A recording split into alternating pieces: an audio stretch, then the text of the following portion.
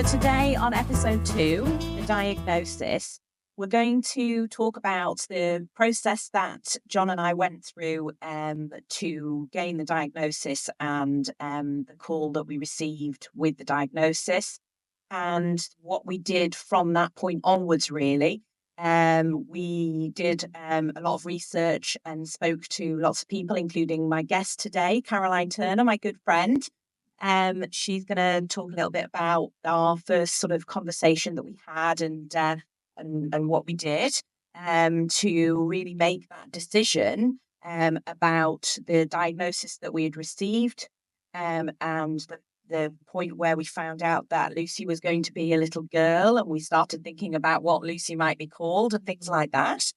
And really just the discussions we had with friends and family.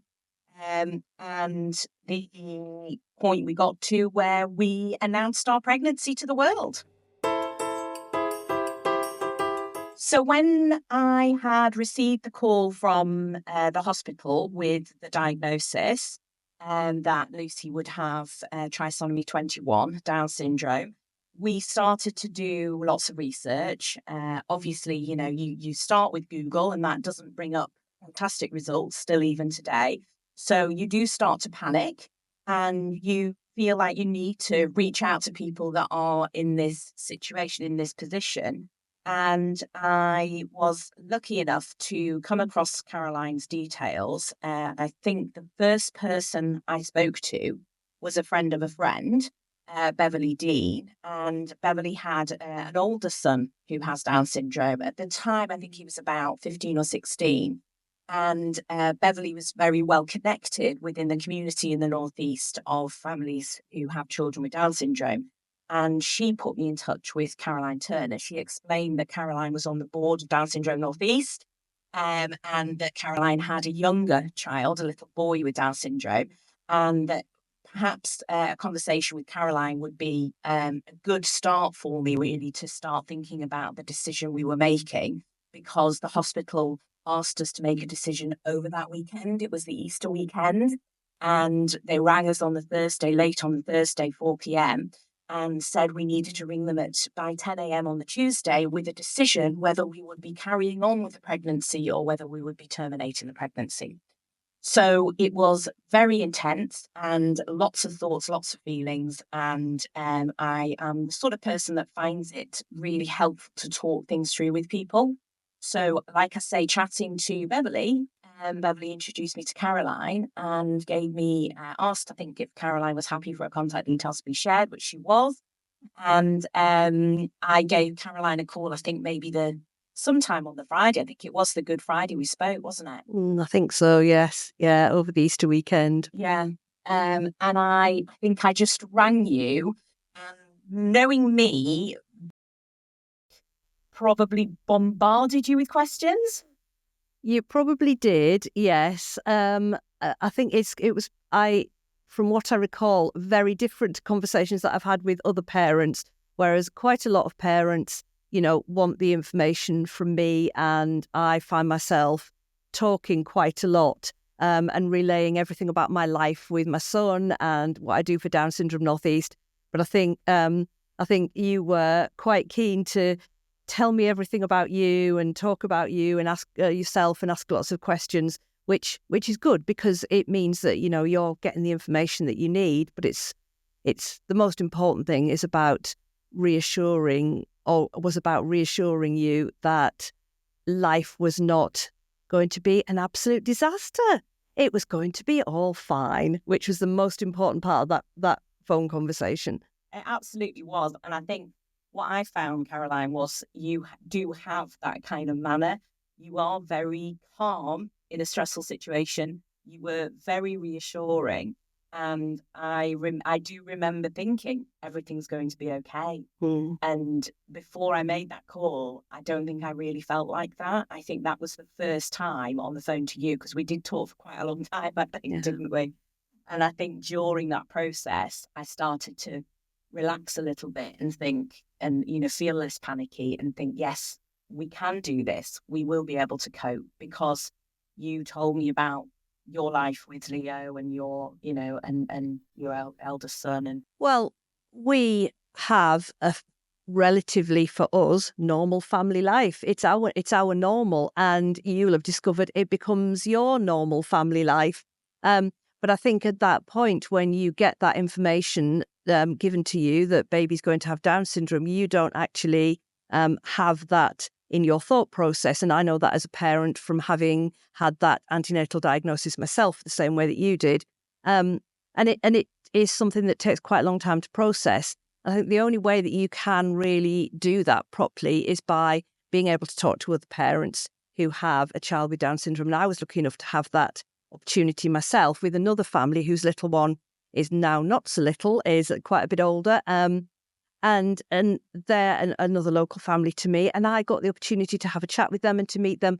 And I just think that gives you a whole different perspective on the expectations that you're going to have, because as a parent, an expectant parent, you probably had those feelings of fear and those feelings of uncertainty and what the unknown was for the future, what this actually meant for your lives.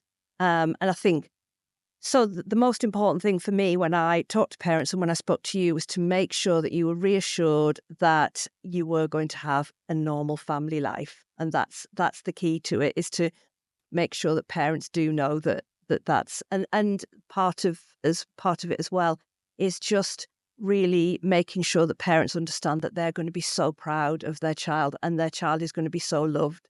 And I think that, again, those antenatal diagnoses, I think a lot of parents don't see that or feel that at the time. They just feel fear. So that's a really important thing to get across to parents, and that's what I tried to do. I hope I did that successfully for you. I do remember you talking about something that I then talked about a lot going forward, which is celebrating the milestones much more than you potentially would with a typical child. Yeah. Because it is harder for our children to reach those milestones. I remember you talking about, Leo doing his Makaton signing and that kind of thing. And Lucy, has come on the same and has been able to communicate through Makaton before she could use any words. And that sort of thing, I'd never heard of Makaton until you started telling me about it. And again, I think I asked you lots of questions once you mentioned it because I'd not heard of it. And I think during that discussion, that's when you started to signpost me to places I hadn't come across.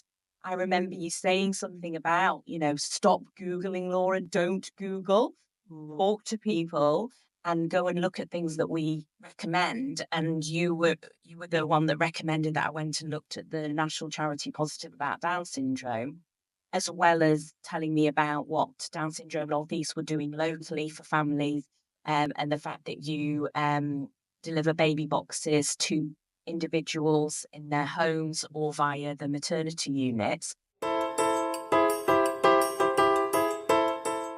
So while we were talking, you were telling me about the National Charity Positive about Down syndrome, and you signposted me to the help that they could give me, and also what Down syndrome North East do locally. And you now work with both of those organisations, which I don't think you did at the time. So tell us a little bit about that journey for you.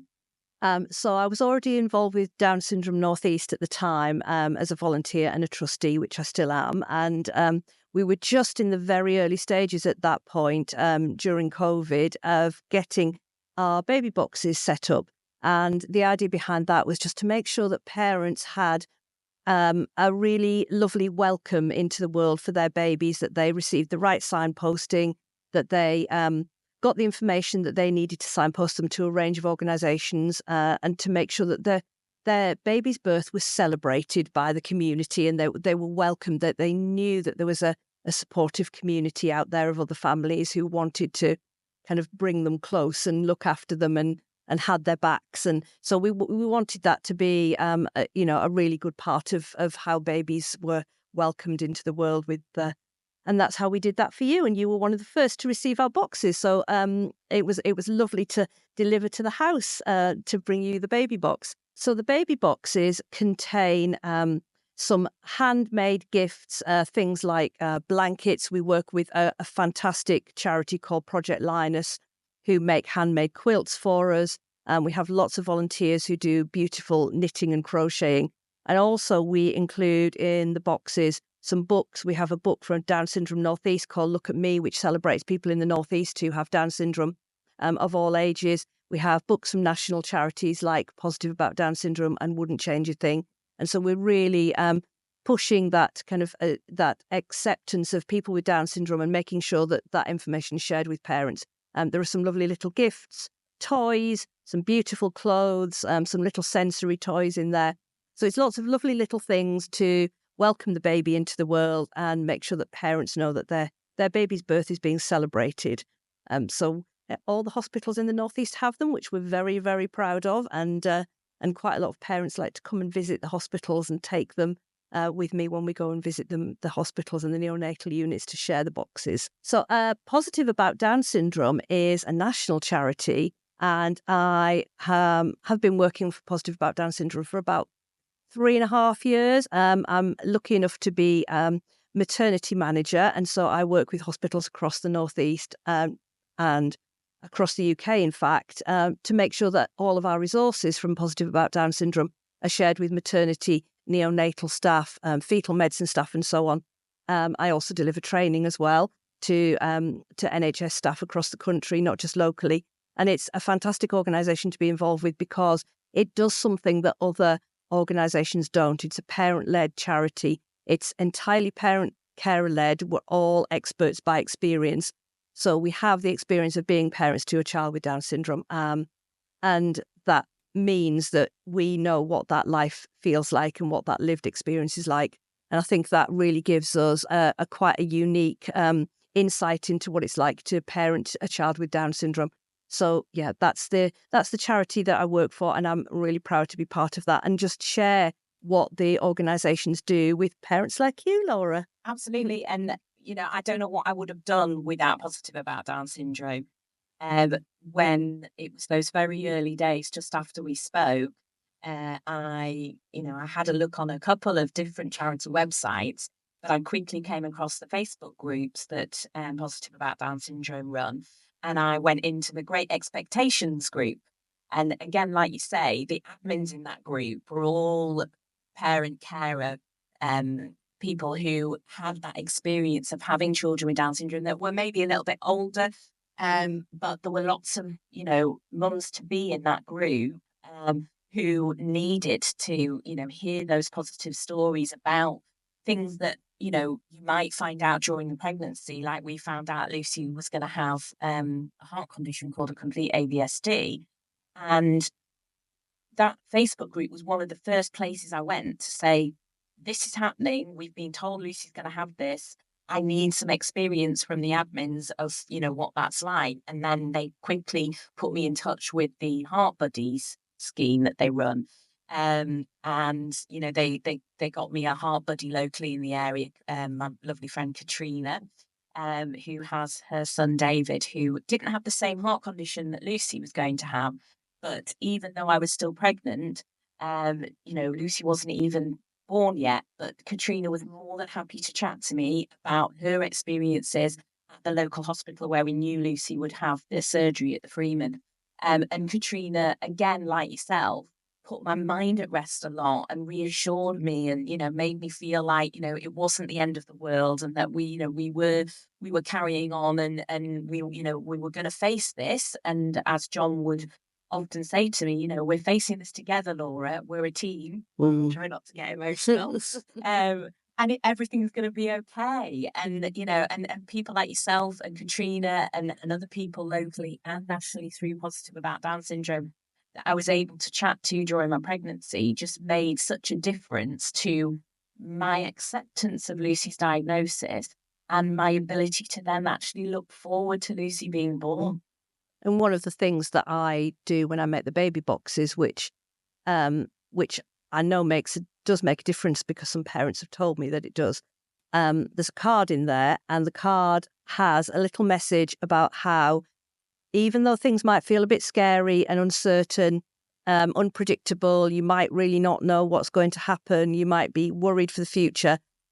There is a promise from us at Down Syndrome Northeast that you will have a feeling of love and pride and joy that you couldn't possibly imagine for the child that you have, for your baby. And when you look back at the times that you felt that worry and that fear in those early days, everybody always says they wish they could go back and tell themselves that it'll be fine. And it always is. And it always, always is. And that's kind of a big part of why I like doing and want to do what I do, to support parents who are either with an antenatal diagnosis or a high chance result, or any of those situations in diagnosis, because they can't see it at the time, but I need them to know that it will be okay. You do get a bit of a kind of, you go into a panic mode and you almost can't think straight. And you do need that sort of, steady, reassuring, it's going to be okay from somebody who's lived it. And, there were family members telling me that it was going to be okay. But hearing it from somebody like yourself made all the difference, because I thought, well, you don't know it's going to be okay. You haven't been through this, to my family members. Whereas hearing it from families like yourselves, it just, it did really make a difference to how I then felt about Lucy being born. So at our 12-week scan, we were given a high chance of Down syndrome, although they didn't use the word chance, they used the word risk, which is something you work on, Caroline, with maternity units, don't you, to change that language. And that's really important, because the word risk has an element of fear in it, doesn't it? And to try and discourage that, because there's nothing risky about our children. So trying to encourage the use of that language, chance of having Down syndrome, is really important. Yeah. So we had the high chance due to blood tests, and Lucy had a slightly increased nuchal fold on the 12-week scan. So that's why they wanted us to have further testing. They asked us what further testing we would like. Would we like invasive testing, which does come with a higher chance of miscarriage, the amniocentesis or the CVS, doesn't it? Yeah. At the time, NIPT testing, which is just using your blood, wasn't available on the NHS. But they did say there are local clinics in Newcastle that will do that for you. It's not crazy expensive. If you want to go down the non-invasive route and do the NIPT testing, you can do that. So at the time you had your diagnosis, did you have any NIPT testing? The non-invasive prenatal testing didn't exist. It wasn't a thing when. Amazing. Yeah. Quickly things moving forward, isn't it? Yeah. And so I went for the NIPT tests, and I had the first one. It took about 10 days to get the result back. It was a long 10 days waiting to find out that it was inconclusive, and they couldn't tell me why. They just said they can't tell from the blood. Can I come in and do it again? So I went in and did it again, and it took another week to get that second result that was inconclusive again. And they still, to this day, I don't know why it was inconclusive. I did my own research. It could have been to do with my BMI. I'm not entirely sure. But the nice thing they did for us, because in that process, they did 4D scans, which were amazing to see Lucy 4D. Gorgeous. Official. And it was a big part of my bonding process with her.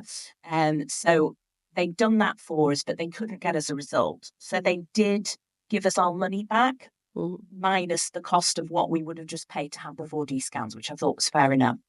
I ran the hospital in a panic. At this point, I really just needed to know.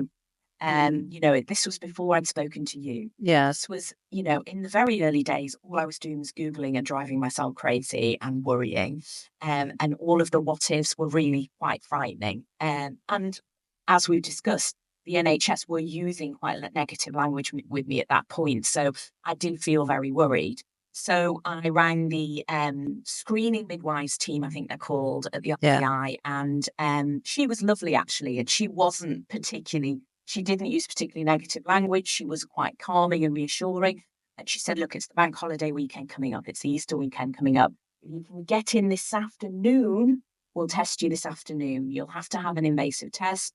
It'll either be an amnio or a CVS. I think CVS is more invasive than amnio. I can't remember which way around it is, but I had to have the one that was more invasive because I had a front attached placenta, which up to this point I had no idea that I had that. But they, when the consultant, who was lovely, Gareth Waring, this was my first meeting with him. He practically held my hand, both physically and mentally, through the process. He was lovely. And he explained about where my placenta was, made it tricky to do the kind of more standard test at the point in my pregnancy that I was at. He had to do something that was a little bit more invasive, but don't worry, it'll be uncomfortable, but you'll be okay. And one of my friends at the time said, you're going to have to pull your big girl knickers up. Yeah. Let's get on with it, Laura. Because John had to work. It was his last day in his previous job. He couldn't get out of that work that he had to do. So I just had to go in there and get on with it. And we got the test result really quickly because it was the bank holiday. The hospital asked the life centre that do the testing to get the result back quickly for us. So I think I had the test on the Tuesday afternoon and we got the result on the Thursday afternoon. It normally takes more like 3 or 4 days, but they asked them to prioritise it for me because I think at that point, because I'd gone through the NIPT. And you'd waited a long time, hadn't you? Yeah. Already waited time at that point, and I was in a bit of a mess. And they were like, "Look, this lady needs to know one way or the other what she's dealing with." And the RVI rang me at something like 4 p.m. on the Thursday afternoon before the bank holiday. And like I said earlier, very quick phone call. Kind of negative. It wasn't Gareth that made the call. When I spoke to him the following week when we went in for our scan, he did say if I'd have made that call, I wouldn't have been as negative as the gentleman was with you.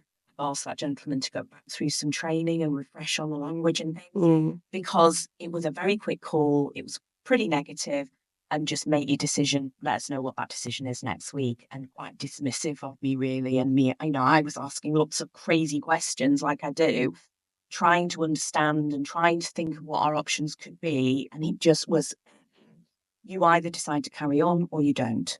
Let us know on Tuesday morning and put the phone down. Which I hope won't happen again.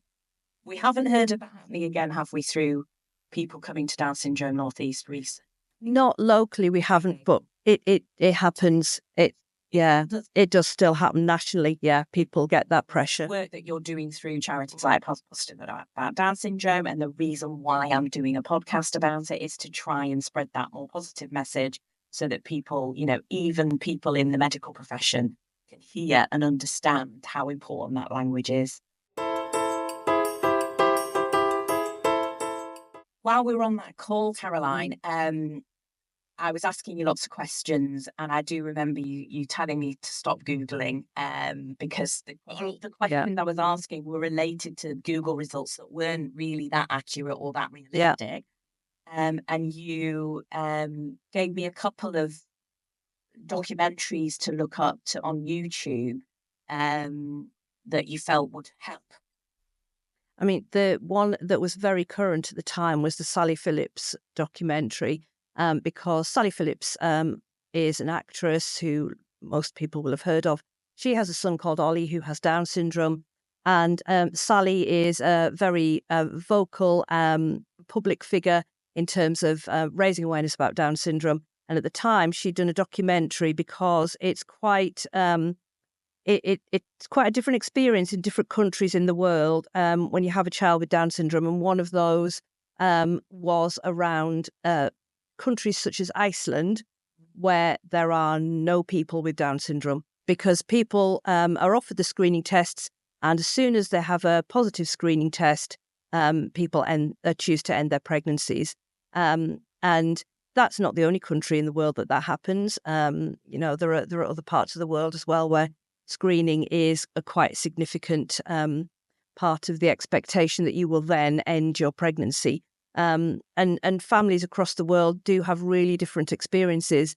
And so Sally just wanted to raise that awareness and talk to people in different parts of the UK and in different parts of the world as well about what it was like to have a child with Down syndrome, and what would that mean if Down syndrome was a condition that was screened out, which is quite a frightening prospect because it has an awful lot of connotations to other aspects of screening out people who are considered maybe by certain societies not to be, in inverted commas, perfect.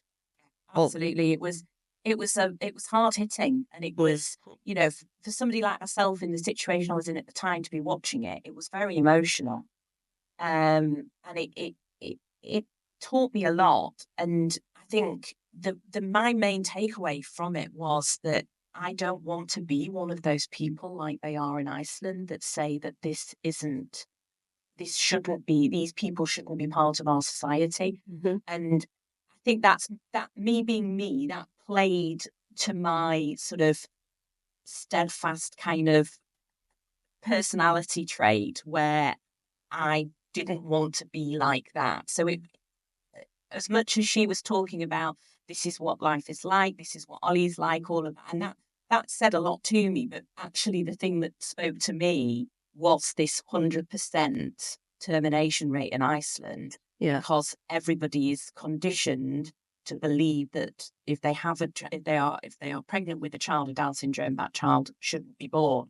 And it enraged me, and that was part of my decision-making process, that I thought, no, I don't want to be one of those people, because that's wrong. And, the people she met that had been born with Down syndrome in Iceland that were doing an art show, weren't they? And showing images and drawing pictures of people with Down syndrome was just so heartwarming for me, that I just thought, this is what I want to do. I want to carry on. I want to have this child.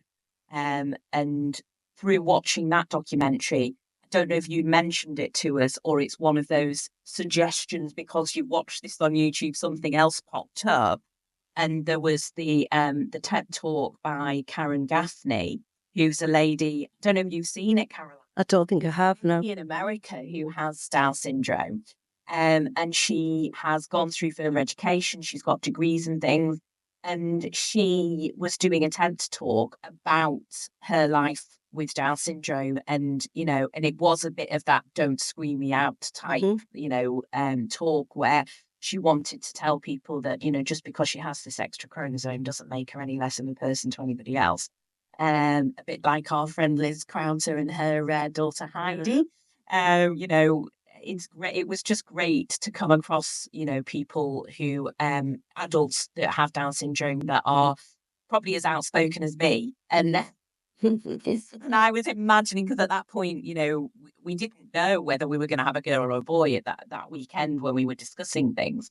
But, either way, I was seeing myself in those people talking. Thinking, well, I could see my child doing this, because, I want to stand up and say, it's not right that these children are being screened out for just because they have Down syndrome. So I felt, it really spoke to me, and Karen was very inspiring in her talk. So you should go and watch it, Caroline, if you haven't seen it. I should. Yes, I will. It's a fab talk, and she really inspired all of us. Mum and John and I were all sat watching it in tears, but also, it was more happy tears than anything, thinking, wow, she's such an inspiration. I just want to say thank you very much for coming on my podcast, Tea and 21 with Laura. I really appreciate it, Caroline. Oh, thank you very much for inviting me. It's been lovely to talk. It's been lovely to reminisce, actually. Thank you very much. Both been through a lot in the last 3 years, haven't we? We certainly have, yes. all positive and all good. Definitely. And it's always lovely to know that I've made a lovely friend through our mutual children's extra chromosomes. Yes. During the weekend, John and I had lots of discussions and watched various documentaries on YouTube, which really helped us in our decision making. They put the diagnosis into real life for us and made us feel more comfortable with what life could look like with a child with Down syndrome. And it was hugely informative and helpful. And I urge anybody who is in a position to make anything that can go out on places like YouTube to do that, because it really helps families that are going through the process of an antenatal diagnosis, who have been asked by the hospital to make a decision on carrying on with a pregnancy. We talked to family members. We got various people on the phone. We spoke to John's parents. We spoke to John's sister and her partner. We spoke to my brother and his wife. And my mum came up from Yorkshire to stay with us. We watched the documentaries together with my mum.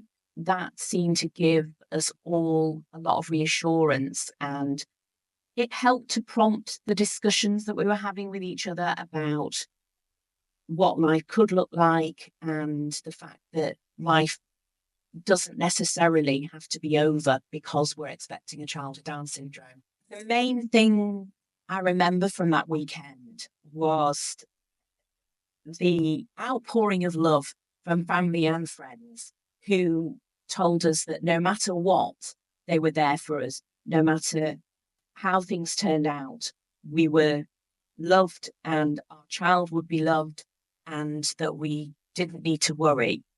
And the other thing that really remember about it was John saying to me, "It's your body, Laura. That baby is ours, but it's your body. And we don't know what strain a child with Down syndrome could have on your body, because the word talks about the placenta might struggle at points and things like that. But John said to me, I will support you, Laura, whatever your decision."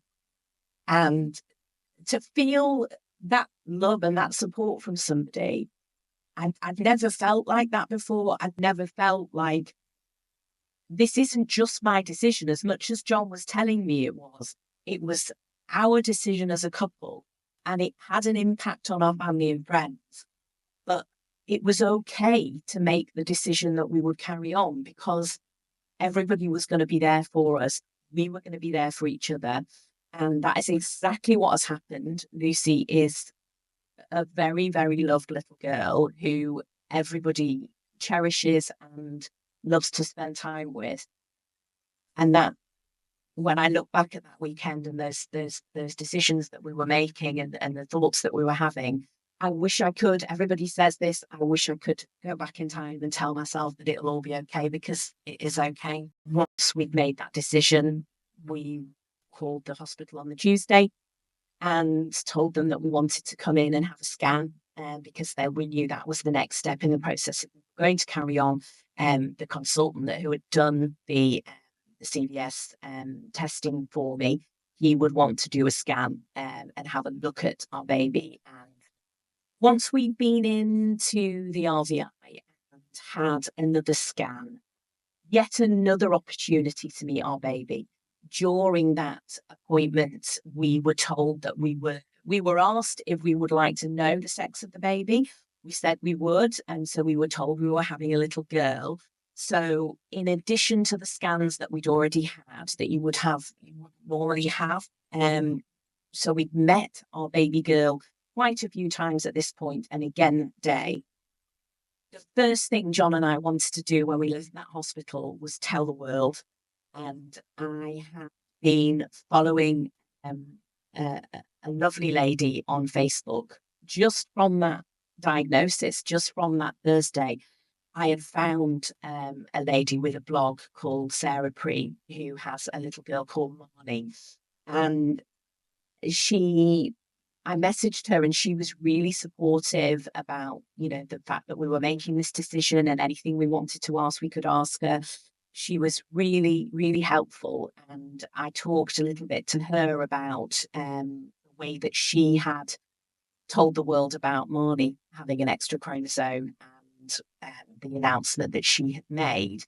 And she was happy for me to take a little bit of poetic license there and take a little bit of the inspiration from Sarah's post, and use that to announce to the world with a scan, just like anybody else would, to explain that we were expecting Lucy, to our wider community of family and friends, that we were going to be having a little girl who would have Down syndrome.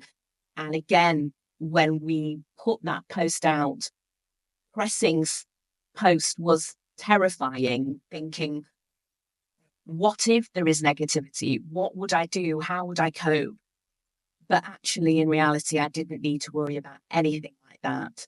The outpouring of love and support again was incredible. And everybody was just so excited for us. And people who've known both of us separately throughout our lives were coming to tell us that they knew from our backgrounds, our personalities, what fantastic parents we would be and how they would support us in any way that we would need.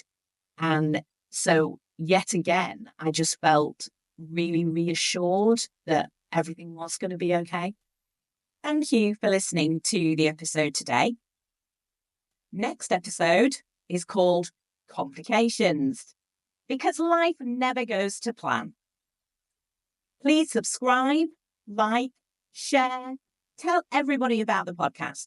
I hope you have enjoyed listening. And if you would like any links to anything that we've discussed today, please visit our website, tn21.com.